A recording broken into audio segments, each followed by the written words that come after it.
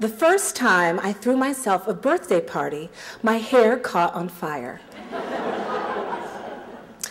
I was chatting with a friend in a West Village lounge, unaware burning candles hung centimeters away. With a slight tilt of my head to sip my lemon drop martini, my hair lit up like 4 out of the 5 rings at the Sochi Olympics. I'd never been one to make a big deal of my birthday, but I had felt isolated in the months leading up to that fateful day and wanted to be celebrated. I had abandoned my career in film after having my first child, and my son Xavier had been my lone co-worker for almost 2 years. We were new hires in the roles of mother and child, and neither of us were doing a very good job. Xavier had high marks when it came to walking and feeding himself, but he wasn't cutting it in the talking department.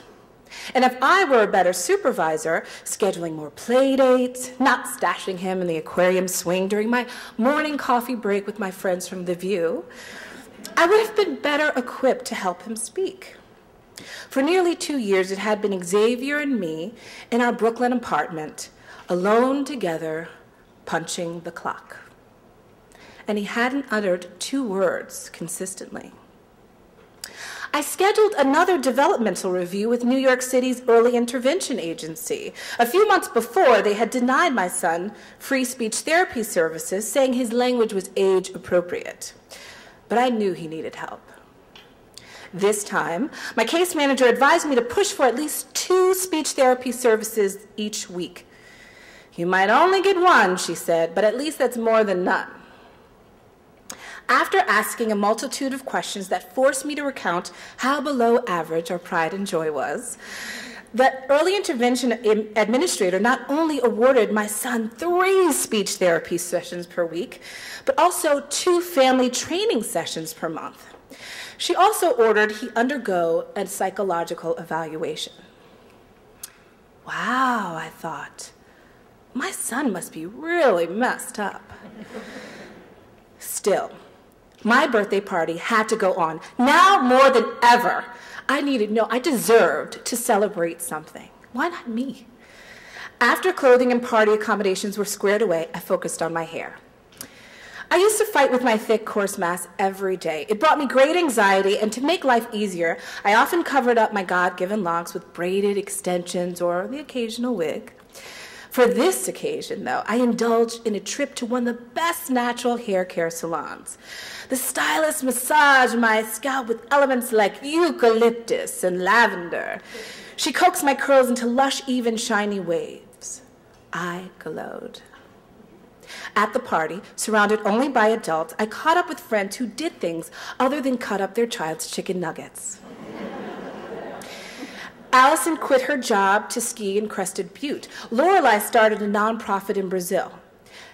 Then my cousin's friend, Athena, turned to me. "Your son is so cute," she said. "I saw some of the pictures you sent. That one in the bathtub is adorable." "Thank you," I said. I nibbled the sugar on the rim of my glass. During Xavier's first year, I'd email pictures every week. Him at the playground, eating cake, sleeping. Recently, I had taken fewer pictures. Only my husband and I knew how hard it was to get him to look directly at the camera and smile. "Do you have any new pictures?" I took a sip of my martini. I never even think to carry around photos since I'm usually toting him around. "Where is he now?" she pressed. "Huh?" I said, desperately thinking of ways to change the subject. "Where is your son now?" she shouted over the music. "Who is he with?" "Oh my goodness," I said with mock surprise. This was my chance to create a diversion. I caught my husband's attention across the table. "Honey, what did we do with Xavier? I thought you had him." My husband and Athena looked at me, completely baffled. I, on the other hand, laughed hysterically. I had traded my discomfort for amusement, and I leaned back away from Athena and all of her questions to take a long, satisfied swallow from my martini glass. And then I was aflame. It was quick, and without warning, the low-hanging chandelier caught a strand of my eucalyptus-treated hair and ignited it as if it were the actual leaf. Athena, a parole officer trained in emergency situations, swatted the middle of my head, extinguishing everything but the smell of burnt hair. A patch in the middle of my head was seared almost to the scalp, and my formerly beautiful tresses now resembled an overgrown lawn, mowed only in the very center.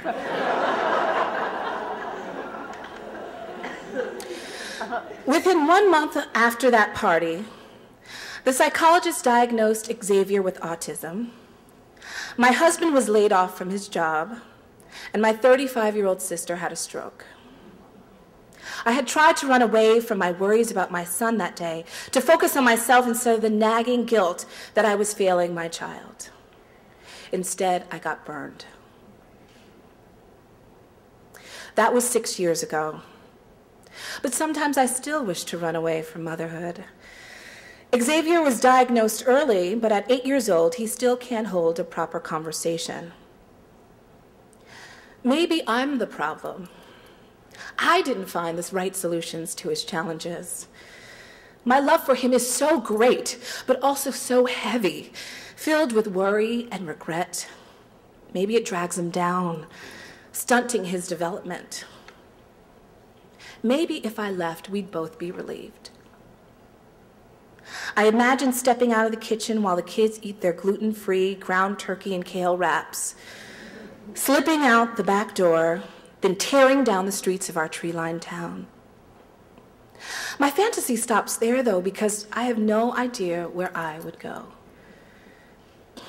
I can visualize the escape, but can never picture the destination. That is the difference between a fantasy and a dream. A vision born of sadness rather than joy. My dream is that Xavier will be a musician. Just last month, he recorded himself playing Let It Be on the keyboard. He had taught himself to play the chords by ear in the original key. I don't know if he'll ever speak like you or me, but I believe his passion for music will be the path to his success, however we define it. When I think about his talent, the accomplishments he's made in his own time, my love for him is light and buoyant and joyful. Joyful love is my dreams for Xavier, grounded in the best of reality. It is this type of love that cements me in place when self-doubt shouts for me to turn and run.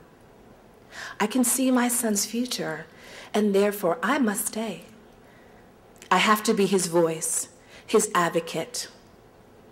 I have to be his mother. The patch of hair has grown back since, but recently, after an exhausting few weeks of Xavier waking up in the middle of the night and squealing and screeching for up to 2 hours, I cut off all my hair. It was uneven, the ends were frayed and split, and it was too much to manage. I hated the way it looked and was overwhelmed by the care that it needed that I felt I couldn't give. So I took the kitchen shears, stood over my bathroom sink, and cut it lock by lock. I ran my fingers through the short, healthy roots. They were strong and sturdy and stood firmly in place. My head was clear. I could start over. Thank you.